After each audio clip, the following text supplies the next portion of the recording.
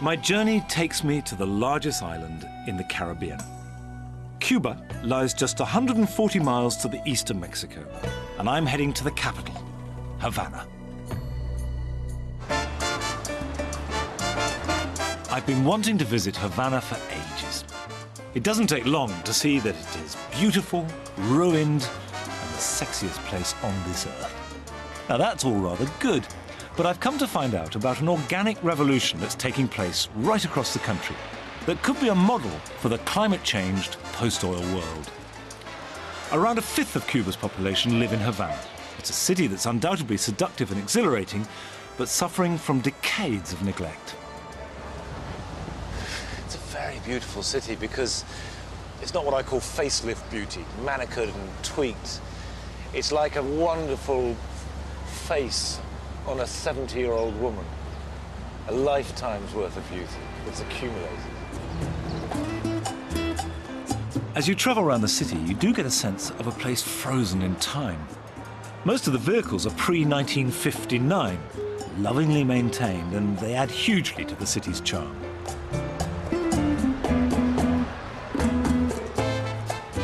But among the decrepit buildings of the old city, there is a strange pairing of decay and healthy growth.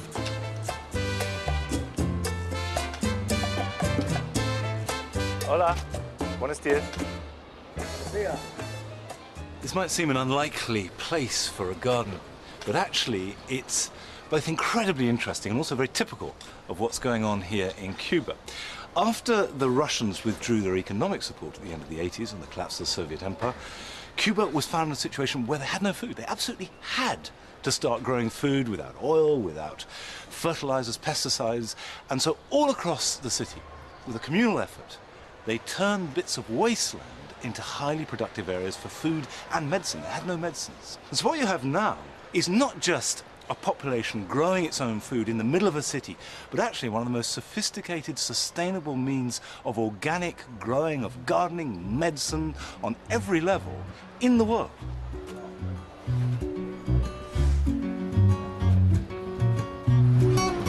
Right in the middle of the crumbling colonial grandeur, a genuine green revolution is taking place in the form of small productive gardens called huertas. These are the equivalent of our allotments, but built on derelict land, and they are the basis of a new gardening culture that is sprouting up all over the city.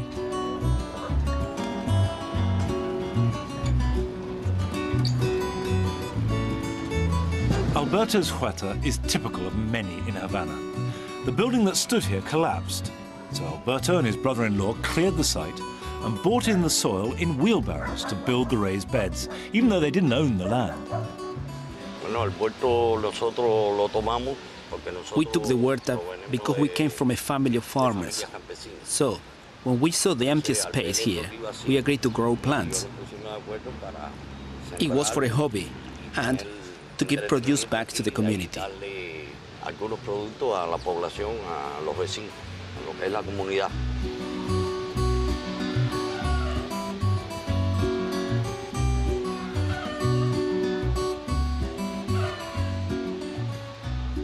When the special period began, did that change the way that you gardened? Well, I had to start more or less inventing, because the climate here changed a lot. And because of the need, we have to grow quick-growing plants so the community could benefit.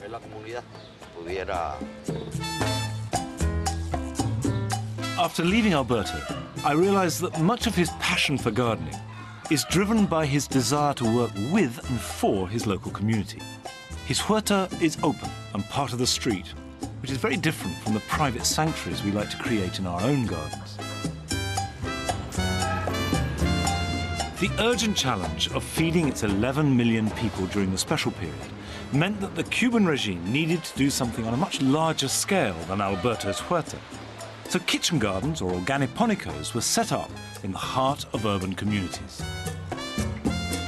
One of the largest of these is in the suburb of Alama, on the outskirts of the city.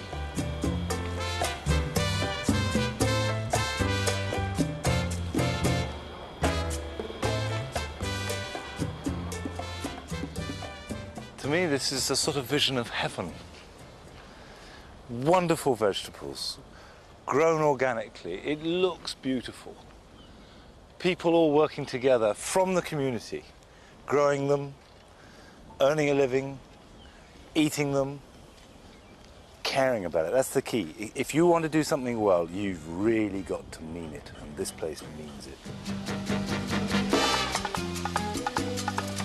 Now, you might argue that this is not a garden, but there's nothing that goes on here that doesn't happen in every garden or allotment back home. It's just expanded out to meet a dire social need.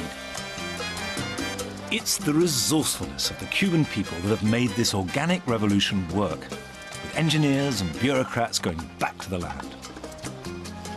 Dr. Funes is an agronomist and a key figure in Cuba's green revolution. He's agreed to introduce me to some of the people here. Emilio, ¿cómo estás? Monty Don de la BBC, and Emilio is an engineer. He's in charge of the pest and diseases control. And what's he spraying? Applying humus liquid and smoke, neem smoke. Smoke liquid? Yes, to control pests. Neem tree. Right, so natural pest control. Miguel Sacines was one of the 4 men that set up the Organiponico 10 years ago. He used to work in an office, but now runs this incredibly successful garden. He's agreed to show me some of the plants and organic methods that they use here. This is where we made the compost. The raised beds guarantee drainage. Ah, the husk from rice. What do you use this for? We use this to produce compost for seedlings. These beds are where we made the worm humus. Beautiful. Now, I don't recognize this tree or fruit. What is it? This tree is called the noni. It's a plant from Central Asia, and its Latin name is Morinda citrifolia. It's been used as a medicinal plant for 2,000 years. According to studies at the University of Honolulu in Hawaii, it improved the quality of life of more than 100 illnesses. Does it taste good? No, muy mala. No? Not so good. Is this the ripe fruit? Sabe a queso rancio. The ripe fruit tastes as a very old cheese, I mean raw cheese. It's like Stilton or Roquefort. It is, believe you me, this smells 100% of a ripe blue cheese, which I happen to like. But there we are, I can see there be something. And it tastes the same? Sí, pero se la puede comer. Hay personas aquí que se la comen solas. Some people used to eat directly. You eat like it? this. But most of the people used to drink the juice. The flavor, and you can reduce the flavor because sometimes it's not so well accepted. Maybe for the French people it's excellent.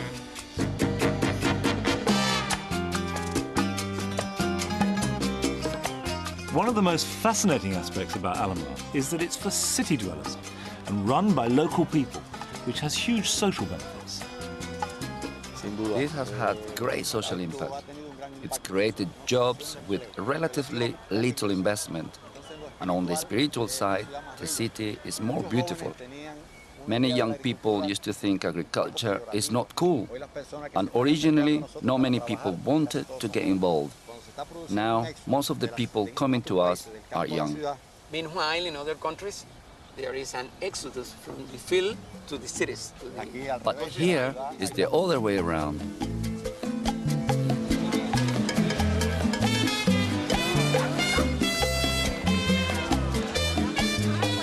All the produce from the garden is sold locally, so it's fresh and wonderfully nutritious. And because the transportation in all directions is measured in meters, not miles, the carbon trail is minimal.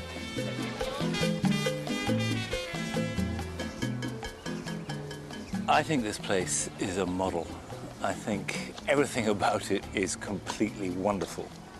If we could bring this same attitude to our back gardens back at home, our millions of back gardens and allotments producing wonderful vegetables, just think what that could do to change the whole structure of our approach to food. So it's an inspiration, it's beautiful, and okay, I'm biased, but it's a fabulous garden.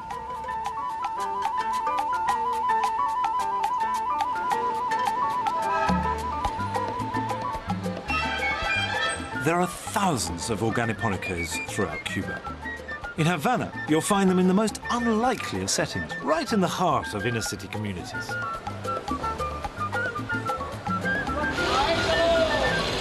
Another of the factors that has made this green revolution work is the system of support that's provided through a network of horticultural advice centres to anyone who wants to garden.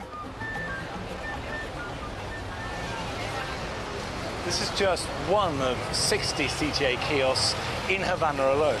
And the idea is to get advice and information to people to help them to grow their own food in gardens dotted all over the city. And people come along, they bring problems, they buy feeds and fertilizers, all produced organically. And you have this network of information and support system that sustains the whole operation.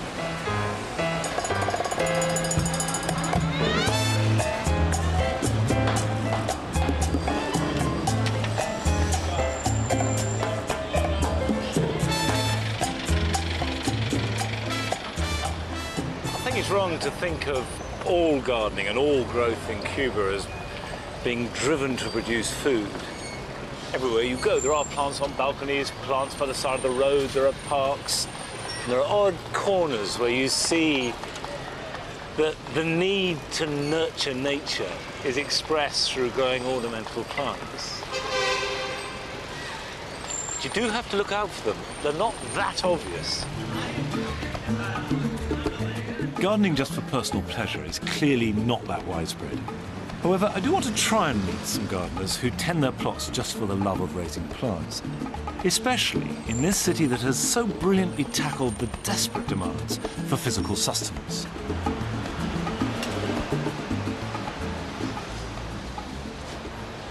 So this is an unexpected sight. A mass of greenery in the ruins of a building, and funnily enough, this reminds me of Edward James's garden.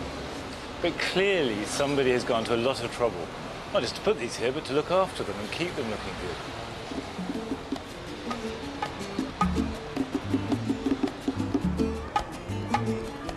Chachi runs his rickshaw business right in the heart of this bustling part of Old Havana.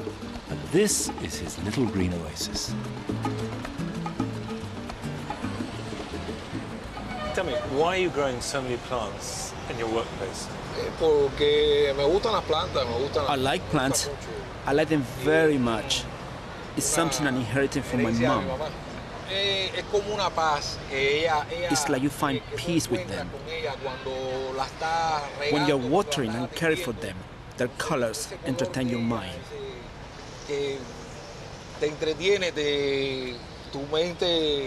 It's as if you're having a conversation with them. You're alone in a world that's just you and them. Wherever I am, there have to be plants.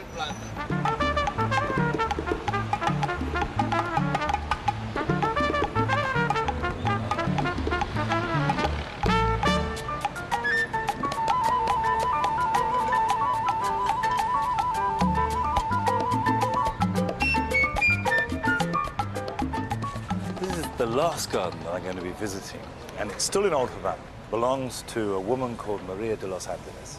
And she likes to grow plants that have ornamental and, I believe, spiritual value.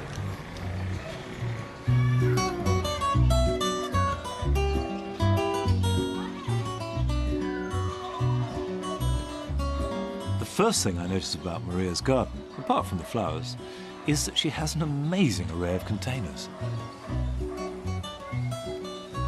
Al principio empecé con las maceticas que en el país. In the beginning, I started with little pots, which are very expensive. But then I started recycling. Coffee pots, polystyrene tubs, all the things you normally throw away are recycled here.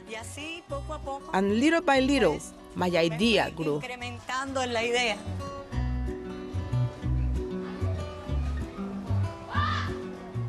Now, this is the first garden that I've been into in Havana that isn't dominated by edible plants. Why is that?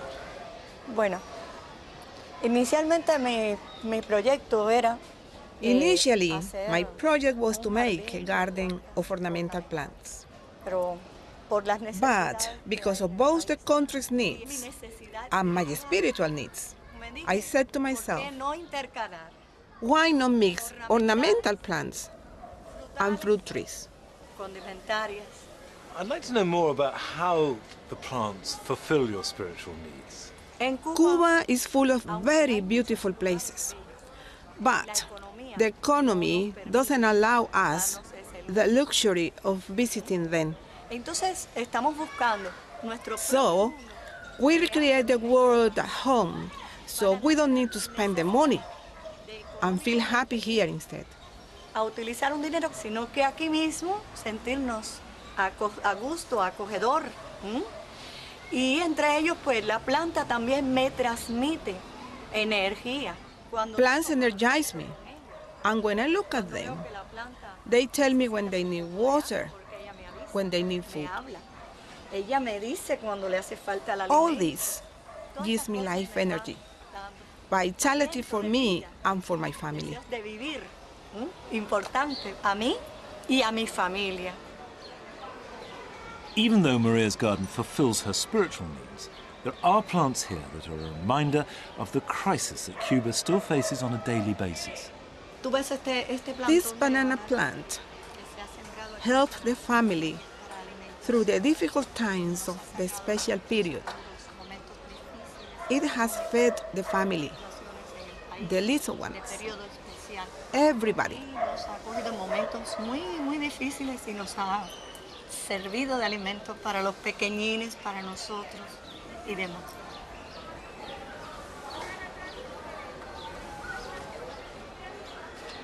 And what do your neighbours and friends think about this garden? Algunos Well, some people complain because it blocks the window. Others see it from above and say it is very beautiful and say hello every morning. y me saludan cada Things like mañana. that encourage me. Nos dan mucho aliento. Attitudes are changing in our country. Ha habido un despertar The culture of plants and gardening is reawakening our appreciation that the environment is as important to our health de la salud as any conventional therapy. terapia ocupacional. Maria's garden is interesting because it is such an exception to the general rule here in Havana. I believe that the Cubans have created a working model for the future that we all face. In the middle of a large city with practically no money and no resources, they are producing fresh, organic fruit and vegetables by and for local communities, not industrially, but in the garden. Well, with real regret, I got to leave Havana, which is the most seductive place I've ever visited in my life. And I've been here at a time of real change, and I'm sure that it could go either way. Gardens could become more like Maria's, which is conventional, very beautiful, but westernized. Or we could learn from the extraordinary things that they've achieved and had to achieve over the last 15 years and develop a system of using our gardens to feed ourselves on a sustainable way. But I do know that I'll be back. I'll be back as soon as I can to see how those changes emerge.